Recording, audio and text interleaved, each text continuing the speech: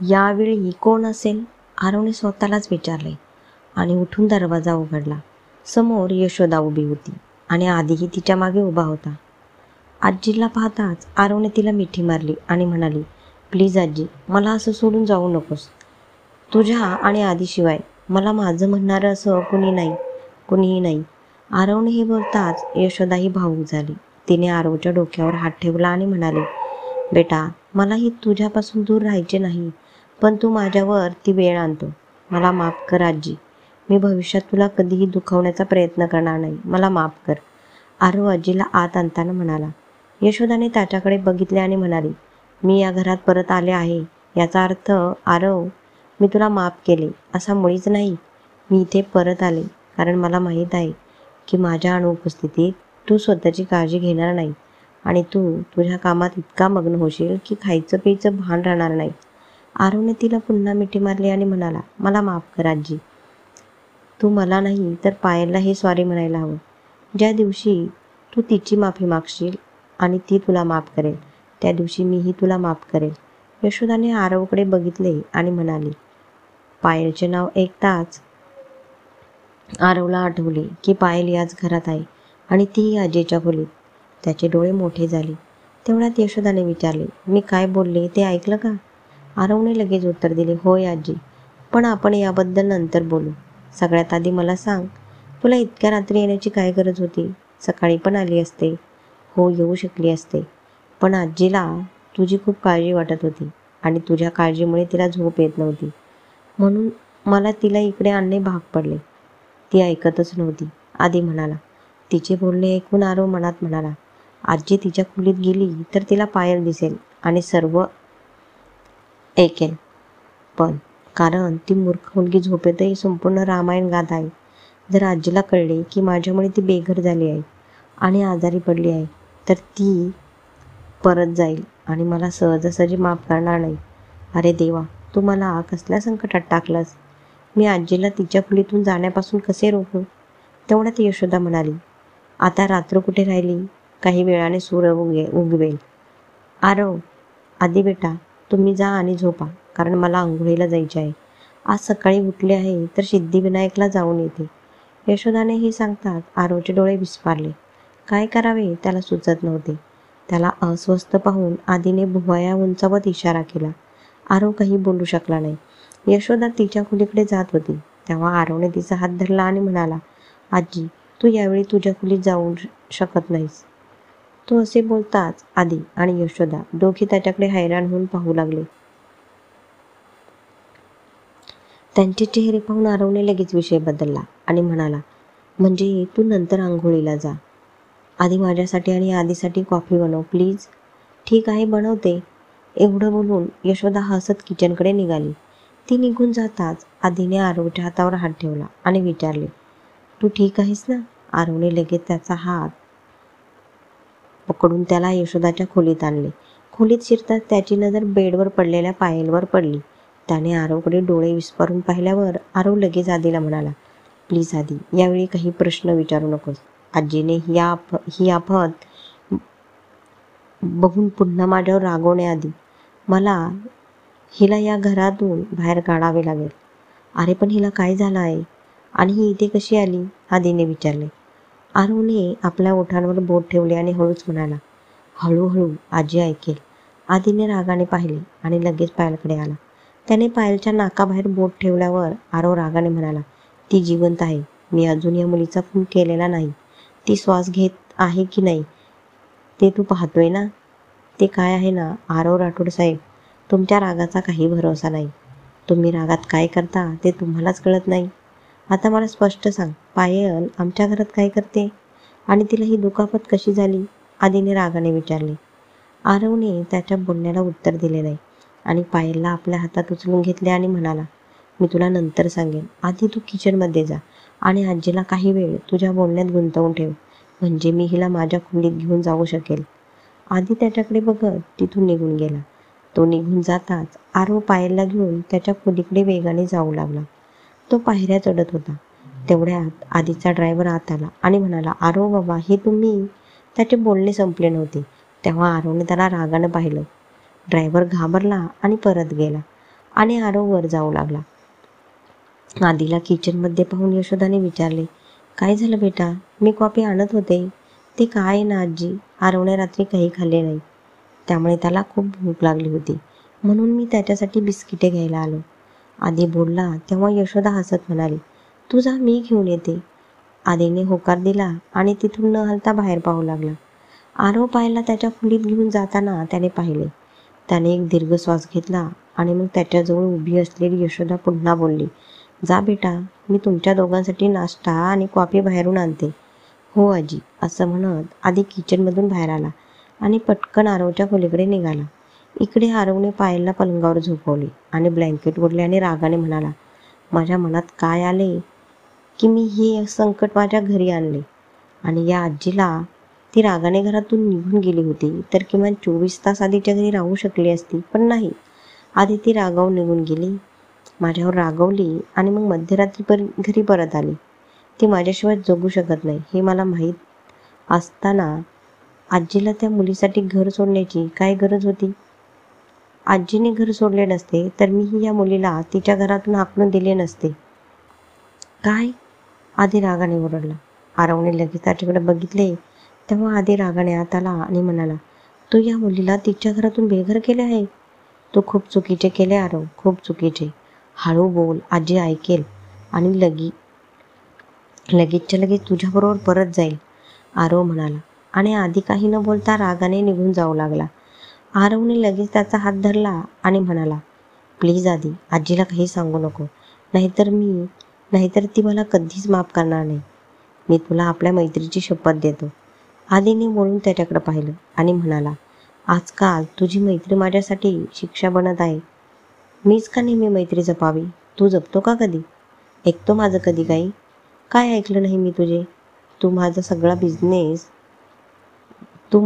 Business तर सांभाळतोस. आजपर्यंत तू घेतलेल्या कोणत्याही निर्णयावर मी काही प्रश्न विचारला आहे? इनफॅक्ट प्ले व्यतिरिक्त मला माझ्या कोणत्याही व्यवसायाचे कोणतेही टेन्शन नाही, कारण मला माहिती आहे तू सर्व काही सांभाळशील. आरव एवढेच बोलला होता की आधीने रागाने विचारले, तर आता आमची मैत्री फक्त व्यवसायापुरती मर्यादित आहे, नाही का? मी जे बोलतोय ते तू चुकीच्या पद्धतीने घेत आहे, आरव पुन्हा बोलला. आरवकडे बघत आधी म्हणाला, चल बाहेर जाऊया, नाहीतर आजी इथे येईल आणि पायलला इथे अशा अवस्थेत पाहिलं तर तिला खूप त्रास होईल. असे बोलून आधी तिथून निघून गेला. तो निघून जाताच आरव पायलकडे बघत म्हणाला, आधी या मुलीमुळे माझी आजी मला सोडून गेली आणि आता आधीलाही राग आला. एकदा ही आपत ठीक झाली की त्यानंतर मला या समस्येपासून लवकरात लवकर सुटका करून घ्यावी लागेल. एवढं बोलून आरव तिथून निघून जाऊ लागला आणि मग पायल पुन्हा झोपेतच म्हणाली, मी त्यांची एवढी मोठी फॅन होते. मला वाटलं होतं की ते अगदी दिल तो पागल हेच्या शाहरुख सारखे असतील, त्यांच्यासारखे नाटके दिग्दर्शित करतात, पण नाही, ते तर डरमधले शाहरुख निघाले. पण मी त्यांच्याही प्रेमात पडले होते. पण हा आरव शाहरुखच्या नावावर एक मोठा कलंक आहे. याने माझ्या शाहरुखचे नाव बदनाम केले आहे. हे भोले बाबा, पुढच्या जन्मात हा हिरोचा चेहरा असलेला विचित्र प्राणी या जगात आला तर त्याचे नाव आरव नसू दे, पुढच्या आयुष्यात त्याचे नाव गुलशन ग्रोव्हर असले पाहिजे. पायल हे बोलताच आरव तिच्याकडे रागाने पाहू लागला. मग पायल पुन्हा झोपेतच म्हणाली, भोले बाबा, पुढच्या जन्मातच का? याच जन्मात तुम्ही त्यांचं नाव गुलशन ग्रोव्हर ठेवा, त्यांना खूप सूट होईल. असे म्हणत पायल झोपेतच हसायला लागली. हसताना तिचा हात कपाळाच्या त्या भागाला लागला जिथे तिला जखम झाली होती. आऊच, पायल वेदनेने ओरडली आणि आरवने लगेच तिच्या जवळ येऊन तिच्या जखमेवरून तिचा हात काढून घेतला आणि तिच्या जखमेवर फुंकर मारायला सुरुवात केली. पायलला वेदनेतून थोडा आराम मिळाल्यावर ती झोपेतच हसायला लागली. तेवढ्यात अचानक आरवची नजर तिच्या सुंदर चेहऱ्यावर पडली आणि तो तिच्याकडे एकटक पाहू लागला. पायलची एक लट तिच्या गुलाबी ओठांना स्पर्श करत होती. आरवने पायलच्या चेहऱ्याकडे हात पुढे केला आणि बोटांनी पायलच्या ओठांवरून ती लट काढू लागला. मग पायल पुन्हा म्हणाली, मला पुन्हा त्या अनाथ आश्रमात जायचे नाही. तिकडे मिस रोजी आहे, ती मला खूप मारायची, ती खूप वाईट आहे. मी रस्त्यावर राहीन पण तिथे कधीच जाणार नाही, कधीच नाही. तेवढ्यात आरवने पायलच्या ओठावर बोट ठेवले आणि म्हणाला, झोप पायल, झोपी जा. असे म्हणत आरव पुन्हा तिच्याकडे पाहू लागला. पायल गप्प होताच आरवने तिच्या ओठांवरून बोट काढले आणि म्हणाला, ही मुलगी आहे की ग्रामाफोन बाजा? झोपेतही तिचे तोंड बंद होत नाही. असे म्हणत आरव रागाने उठला आणि निघू लागला. तो दरवाजात पोहोचलाच होता. तेवढ्यात पायल झोपेत म्हणाली, देवाने थोडे पैसे आणि नाटकं आणि रोमॅन्टिक नाटकं बनवण्याचा हुनर काय दिलाय, तर तो स्वतःला बादशाह समजू लागला आहे. पायल हे बोलताच आरवला कोणाच्या तरी पावलांचा आवाज ऐकू आला. त्याने ताबडतोब त्याच्या खोलीवर पाहिलं आणि यशोदाला त्याच्या खोलीकडे येताना पाहिलं. त्याचे डोळे उघडेच्या उघडेच राहिले. त्याने आपल्या खोलीत ठेवलेल्या टेबलाकडे धाव घेतली आणि टेबलचा ड्रॉवर उघडला आणि त्यातून टेप काढला. टेप घेऊन तो पायलकडे आला आणि पटकन पायलच्या तोंडावर चिटकवला आणि मग दाराकडे धावला. त्याने खोलीचे दार पटकन बंद केले होते. तेव्हा यशोदाने विचारले, काय झाले आरव? आरवने हसण्याचा प्रयत्न केला आणि म्हणाला, काही नाही आजी, तू इथे का आलीस? मी खाली येतच होतो. चल, तुझी कॉफी थंड होते. यशोदाने हे बोलताच आरवने हळूच होकार दिला आणि तिच्यासोबत चालू लागला. त्याने वळून दरवाजाकडे पाहिले आणि मग एक दीर्घ श्वास घेतला आणि मनात म्हणाला, हे देवा, प्लीज आजी सिद्धिविनायकला जाईपर्यंत या मुलीला शुद्ध येऊन देऊ नकोस. मी सिद्धिविनायकासाठी निघत नाही, कारण आजीने हिला इथे पाहिले तर जगातील कोणतीही शक्ती मला तिच्या रागापासून वाचवू शकणार नाही. आरव मनातल्या मनात म्हणाला आणि यशोदासोबत खाली आला. रस्त्यावर सोफ्यावर बसताच त्याने कॉफीचा मग उचलला आणि तो पिऊ लागला. त्याने आजूबाजूला पाहिले तर त्याला आधी कुठे दिसला नाही. हा आधी कुठे गेला असे आरवने विचारतात यशोदानेही त्याच्याकडे पाहिले. ती काहीतरी बोलणार होती. तिची नजर आधीवर पडली आणि ती हसत म्हणाली, तो काय तिथे आहे? आधीही त्यांच्याजवळ आला आणि सोफ्यावर बसून म्हणाला, सॉरी, मी वॉशरूमला गेलो होतो. यशोदाने त्याला कॉफीचा मग दिला आणि स्वतः चहा पिऊ लागली. कॉफी पित असताना आरव वारंवार त्याच्या खोलीकडे बघत होता. आधीला त्याचा खूप राग आला होता, पण यशोदामुळे तो काही बोलू शकला नाही. तेवढ्यात यशोदा म्हणाली, आरव, तुला भूक लागली होती ना, तर बिस्किटे खा. आंघोळ केल्यावर लगेच मी तुम्हा दोघांसाठी तुमचे आवडते आलू पराठे बनवते. नाही, आरव लगेच मोठ्या आवाजात म्हणाला. यशोदा आणि आधी दोघेही त्याच्याकडे आश्चर्याने पाहायला लागले. त्यांचा चेहरा पाहून आरव पुन्हा म्हणाला, मला म्हणायचं होतं की तू मंदिरात जाऊन ये. तोपर्यंत शीला नाश्ता तयार करेल आणि मग आपण सगळे एकत्र नाश्ता करू. चांगली आयडिया आहे आजी, आपण मंदिरात जाऊ आणि मग परत येऊन नाश्ता करू. सध्या आरवला बिस्किटे पुरेशी आहेत. आपण मंदिरातच जाऊ. आजी प्रकरण हाताळत म्हणाला. यशोदाने क्षणभर विचार केला आणि म्हणाले, ठीक आहे, आपण आधी मंदिरात जाऊ. यशोदाने हे सांगतात आरव मनात म्हणाला, देवाचे आभार, आजी मंदिरात जात आहे. ती निघून गेल्यावर मला त्या मुलीला शुद्धीवर आणावे लागेल आणि तिला लवकरात लवकर इथून बाहेर काढावे लागेल.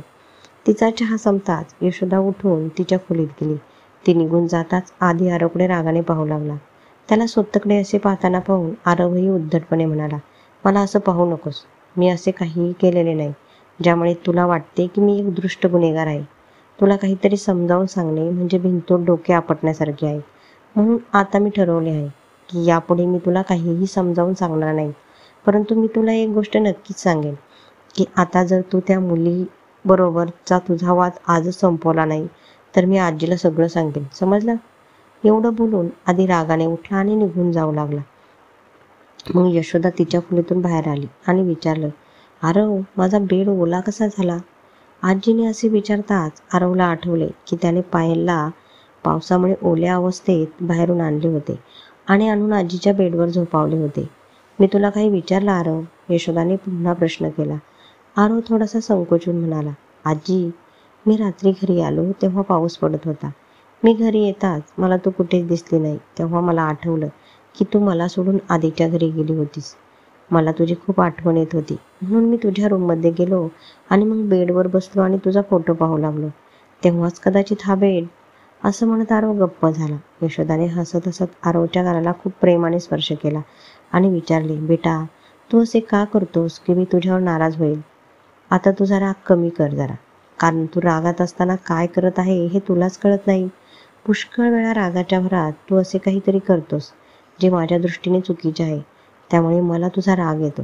पण तुझ्यावर रागावूनही मी खुश होत नाही बेटा. तुझ्या आणि आधीशिवाय माझं दुसरं आहेच कोण? तुम्ही दोघे माझा जीव आहात, हो ना? आरवने हसून हळूच होकार दिला. आधीने हसत आजीला एका साईडने कडकडून धरलं. यशोदानाही प्रेमाने आधीच्या गालावर हात ठेवला आणि मग म्हणाली, मी तयार होऊन येते. दोघांनी होकार दिला आणि यशोदा तिच्या खोलीत गेली. ती निघून जातात आधी रागाने आरवला म्हणाला, आरव राठोड, ज्यांना खोटे बोलणारे आणि खोटे बोलणे दोन्ही लोक आवडत नव्हते, आता ते एक सत्य लपवण्यासाठी 100 खोटे बोलत आहेत. वा. तसे एक गोष्ट सांग, तुला पायलचा खूप राग आला होता कारण तिने लिफ्ट घेण्यासाठी तुझ्याबरोबर खोटे बोलले होते, हो ना? मग आत्ताच आजीला तू जे काही सांगितले ते काय होते? आरव काही न बोलता निघू लागला. तेव्हा आधी रागाने त्याचा हात धरून म्हणाला, आता कदाचित तुला समजले असेल की कधी कधी एखाद्या व्यक्तीला मजबुरीने खोटे बोलावे लागते, जसे त्या दिवशी पायलला बोलावं लागले आणि आज तुला. आरवने वळून आधीकडे पाहिलं आणि हात मोकळा करून म्हणाला, बिना आंघोळ केल्याशिवाय तू मंदिरात जाणार नाहीस. मग जाऊन आंघोळ कर. तुझी रूम अजूनही तिथंच आहे जिथे तू स्वतःचे घर विकत घेण्यापूर्वी होती. मंदिरानंतर आपल्याला रिहर्सलसाठी देखील जायचे आहे आणि मला उशिरा आलेले लोक आवडत नाहीत. आणि तसेही तू मला थोड्या वेळापूर्वी सांगितले होते की तू मला पुन्हा कधीच समजावणार नाहीस. आरव हे बोलताच आधी रागाने त्याच्या खोलीकडे निघून गेला. आरव काही क्षण त्याला जाताना पाहत राहिला आणि मग त्याच्या खोलीकडे जाऊ लागला. वरच्या मजल्यावर जाताना त्याला आधीचे बोलणे आठवत होते. त्याच्या आणि पायलमध्ये घडलेल्या सर्व गोष्टी त्याला आठवत होत्या. खोलीत आल्यावर त्याने पाहिले, पायल अजूनही झोपली होती. आरवने हळूच तिच्या तोंडाला चिटकलेली टेप काढली आणि तिच्याकडे पाहू लागला. आरव पायलच्या जवळच्या खुर्चीवर बसून तिची शुद्धी देण्याची वाट पाहत होता. गेल्या काही दिवसात त्याने पायलसोबत केलेल्या सर्व गोष्टी त्याला आठवत होत्या. तो मनातच म्हणाला, आजी आणि आधीबरोबर आहेत. कधी कधी रागाच्या भरात मी खूप अशा गोष्टी करतो ज्या योग्य नसतात. मान्य आहे की ही मुलगी जरा आकडू आहे, पण तरीही मी या मुलीला तिच्या घरातून काढायला नको होते. रागाच्या भरात मी तिचा जीव धोक्यात टाकला. माझ्या मूर्खपणामुळे काल रात्री या मुलीला काही झालं असतं तर मी स्वतःला कधीच माफ करू शकलो नसतो. जर तुम्हाला तुमची चूक लक्षात आली असेल तर माझी माफी मागा. असे होऊ शकते की मी तुम्हाला माफ करेन. पायल डोळे न उघडता बोलली. आरव तिच्याकडे आश्चर्याने बघत उभा राहिला. पायलने डोळे उघडले आणि आरवकडे बघून उठून बसली. ती काहीतरी बोलणार होती तेवढ्यात तिची नजर तिच्या कपड्यांवर पडली. तिचे कपडे पाहून तिला आश्चर्य वाटले. तिने आरवकडे पाहिल्यावर आरव लगेच म्हणाला, हे बघ पायल, मी स्वतः तुझे कपडे. आरव हे बोलताच पायल रागाने म्हणाली, हाऊ डेअर यू, तुमची हिंमत कशी झाली मला स्पर्श करण्याची? मला साधीसुधी मुलगी समजण्याची चूक करू नका. मी नेहमी हसत राहते, त्यामुळे माझ्यात बुद्धिमत्ता नावाचे काही नाही असे समजू नका. आधी तुम्ही माझी नोकरी हिसकावून घेतली, नंतर मला कुठेही नोकरी मिळू दिली नाही आणि तरीही तुम्हाला शांतता मिळाली नाही. मला घरातून बेघर केले. माझ्याकडे फक्त 4,000 रुपये होते, तेही काल तुमच्यामुळे चोरीला गेले. एवढं करूनही तुमचं मन भरलं नाही की तुम्ही माझी. शटअप पायल, माझ्यावर असा आरोप करण्याची तुझी हिंमत कशी झाली? पावसात तू बेशुद्ध पडली म्हणून मी तुला इथे आणले आणि तू ओली झाली होती म्हणूनच. आरव एवढेच बोलला होता तेव्हा पायल त्याला आडवत म्हणाली, म्हणूनच काय? जे मनात येईल ते कराल का? आरव तिच्याकडे रागाने पाहू लागला. पायलही रागाने उभी राहिली आणि म्हणाली, तुम्ही आधीच घटिया आणि बिनडोक आहात, पण तुम्ही इतके नीच असाल मी असा कधी विचार केला नव्हता.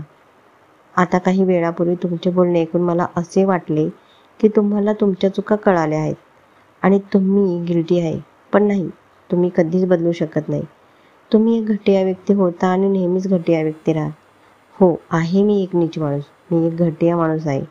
काल रात्री मी तुझ्याबरोबर चुकीचे केले. आरव हे बोलताच पायल त्याच्याकडे डोळे विस्पारून पाहू लागली. तेव्हा आरवने तिच्याकडे सरकत विचारले, काय? तू आता काय करशील? मला तुरुंगात पाठवशील का? जेव्हा पायल तिची पावले मागे घेऊ लागली तेव्हा आरव पुन्हा तिच्याकडे सरकला आणि विचारले, माझ्यावर बलात्काराचा गुन्हा दाखल करशील का? बोल, तू काय करशील? पायलने काही उत्तर दिले नाही आणि परत भिंतीला टेकून उभी राहिली. आरव तिच्या जवळ आला आणि म्हणाला, मिस पायल, तुझ्यासारख्या हजारो आरव राठोडच्या आजूबाजूला फिरत आहेत आणि मी त्यांच्याकडे नजर वर करूनही पाहत नाही. आणि मला तुझा तर इतका तिरस्कार आहे की मला तुझ्याजवळ येण्याची भावना या जन्मात तरी होणार नाही. समजलं? नाही, मला तसे म्हणायचे. पायल एवढेच बोलली होती. की आरवने तिच्या ओठांवर बोट ठेवले आणि म्हणाला, माझे बोलणे अजून संपले नाही, म्हणून तोंड बंद ठेव. कारण बोलत असताना तुझा मेंदू काम करणे थांबवतो आणि मग तुझ्या तोंडाने काहीही बकवास बोलत राहते. पायल त्याच्याकडे डोळे विस्फारून पाहत होती. आरव पुन्हा म्हणाला, माझ्या हृदयात तुझ्याबद्दल प्रेम, इश्क आणि आपुलकीच्या भावना कधी येणार नाहीत. कारण या सर्वांसाठी माझ्या हृदयाचे दरवाजे कायमचे बंद झाले आहेत. आणि आरव राठोडच्या आयुष्यात फक्त एकच वसूल आहे. तो फक्त त्याच मुलीच्या जवळ जाऊ शकतो, जिच्याविषयी त्याच्या मनात प्रेम भावना असेल, जी माझ्या मनात कधीच कोणत्या मुलीविषयी येणार नाही. त्यामुळे भविष्यात माझ्यावर असे घाणेरडे आरोप करण्याचा विचारही करू नको. अन्यथा मी माझ्या मुद्द्यावर आलो तर मी काय करेन याचा तू विचारही करू शकत नाही. असे बोलून आरवने तिच्याकडे पाहिले तर तोंड उघडून पायल त्याच्याकडेच पाहत होती. जेव्हा आरव रागाने निघू लागला तेव्हा पायल लगेच म्हणाली, तुम्ही पुन्हा एकदा मला चुकीचे समजले. तुमच्याबद्दल इतकी घटिया गोष्ट माझ्या मनात कधीच येऊ शकत नाही. मी फक्त कपडे चेंज करण्याबद्दल बोलत होते. पायलने हे बोलताच आरवची पावले थांबली, पण त्याने मागे वळून पाहिले नाही. पायल आरवकडे आली आणि म्हणाली, जर माझा तुमच्यावर विश्वास नसता तर काल रात्री शुद्धीवर आल्यानंतरही मी इथे एक रात्र राहण्यासाठी बेशुद्ध पडण्याचे नाटक केले नसते. मला माहीत आहे तुमच्यात खूप वाईट गुण आहेत, पण तुम्ही असे कोणत्याही मुलीशी करू शकत नाही. एवढा माझा तुमच्यावर विश्वास आहे. तुझे कपडे मी नाही तर शिलाने बदलले आहेत. शिला या घरची मेड आहे. तुला हवे असल्यास तू तिला विचारू शकतेस. असे बोलून आरव निघाला तेव्हा त्याची नजर दारात उभे असलेल्या यशोदावर पडली. तिच्या मागे आधीही उभा होता. दोघांना पाहून आरव स्तब्ध झाला आणि काहीही बोलला नाही. यशोदा रागाने त्याच्याकडे पाहत होती. तेव्हा आधी म्हणाला, आजी, मी तुला सर्व काही. यावेळेस उत्तर तू नाही आरव देईल. आधी. यशोदा आधीला थांबवत म्हणाली. आधी गप्प झाला. यशोदाने आधीजवळ येऊन विचारले, हे सर्व काय होत आहे आरव? पायल तुझ्या खोलीत काय करते? आरव काही न बोलता निघू लागला. तेव्हा यशोदा रागाने त्याचा हात धरून म्हणाली, आज तू माझ्या प्रश्नांची उत्तरे देत नाहीस तोपर्यंत मी तुला कुठेही जाऊ देणार नाही आरव. आरवने वळून यशोदाकडे पाहिले. तेव्हा यशोदाने रागाने विचारले, मला जाणून घ्यायचे आहे आरव, पायल तुझ्या खोलीत काय करते?